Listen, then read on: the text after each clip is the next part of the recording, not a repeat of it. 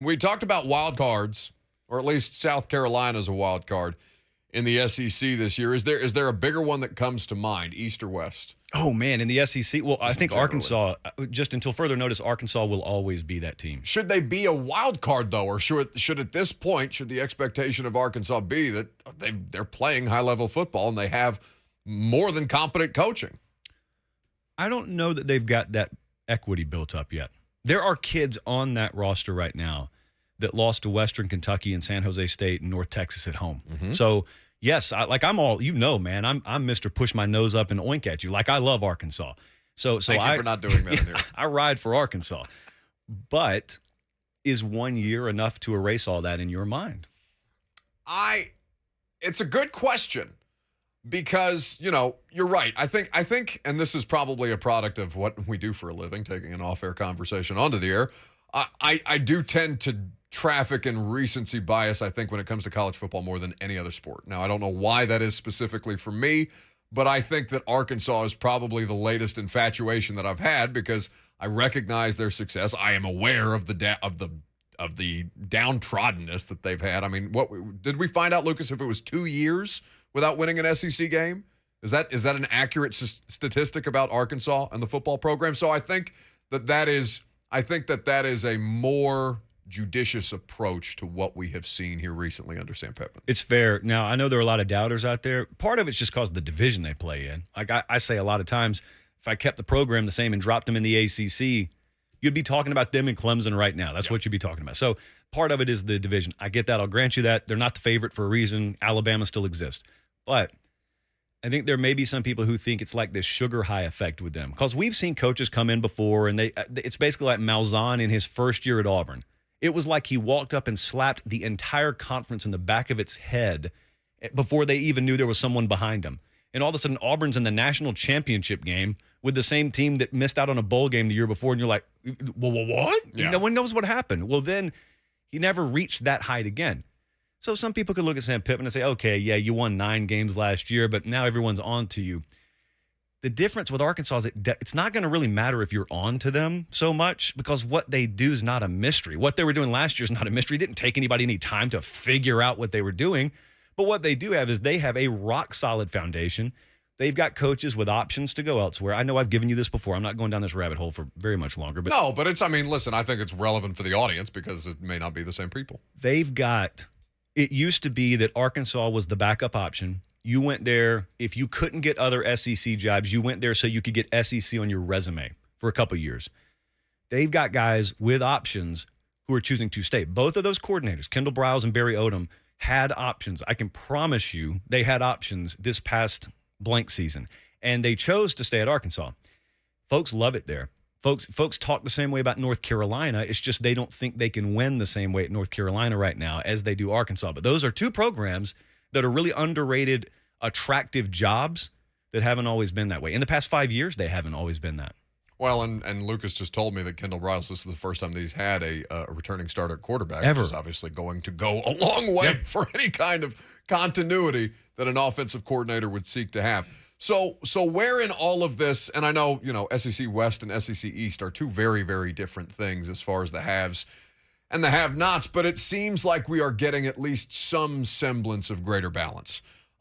With Kentucky being consistent, as you mentioned, the kind of predictable that you would associate with a school like Iowa or Utah, right? We understand what Mark Stoops and his staff want to accomplish, and we understand that Will Levis in his first year at that program seemed to operate a pro-style system well, even if he's not statistically, blowing, not going crazy. Like you're not going to box score Will Levis and say, oh, that's a pro prospect at quarterback, even if he clearly has the ability to do so.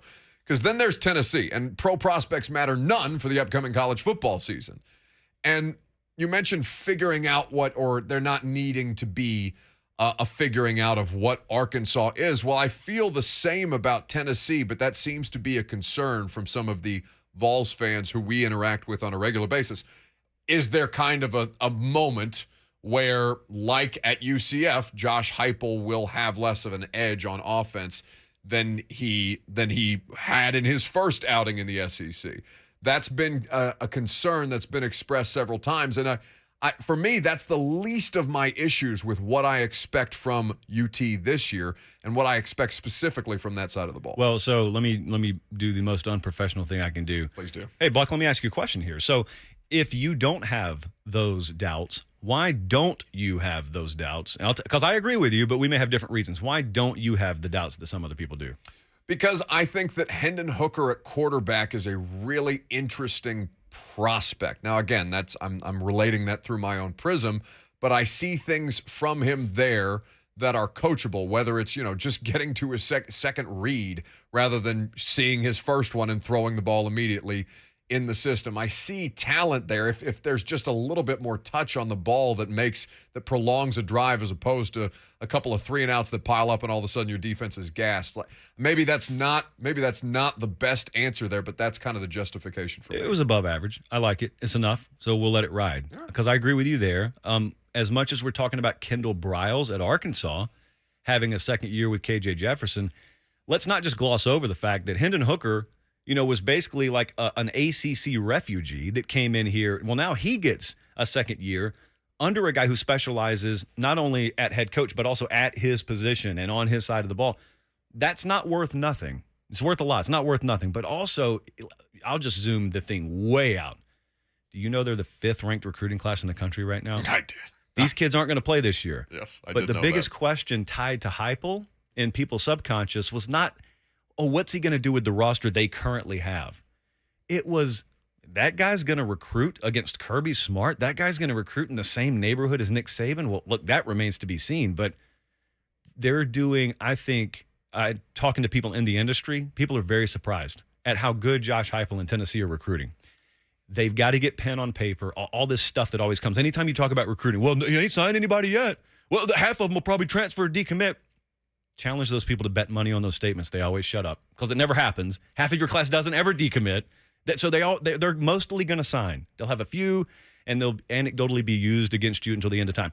They're going to sign most of the kids they have committed. They're going to get some more they don't have committed. They're going to have a really, really good, well into the top 10 class. Yes.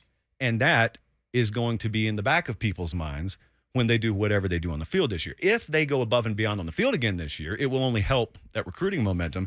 But I think that just watching us get closer to signing day, even if Tennessee has a season that's right in line with your expectations, if you marry that with, oh, wow, and kids are actually buying into the concept of the future, dude, that's all you need to sell people on Josh Heupel in the future of the program. No, that seems to be, and again, I think Vols fans are just cautiously optimistic about any football season at this point. As they should be. To kind of look at this, because we've had a conversation earlier, how much different does hype around Tennessee this year and this coaching staff, or if hype is even the proper word, how much does that compare to when Butch Jones was recruiting at a high level, or even Jeremy Pruitt in the pandemic recruiting cycle was well regarded for what he was able to do, or what Tennessee was able to do, whether those guys panned out or not once they got to campus, or those who even made it to campus. So I think that's the kind of worldview that a Vols fan would have. But looking at the rest of it, I just think that Tennessee has the opportunity to be able to compete with the Kentuckys. I mean, they own them head to head, even when they've been down bad and things like that. I just Georgia is another one of those. Not even like Clemson. Like, there's proof of concept.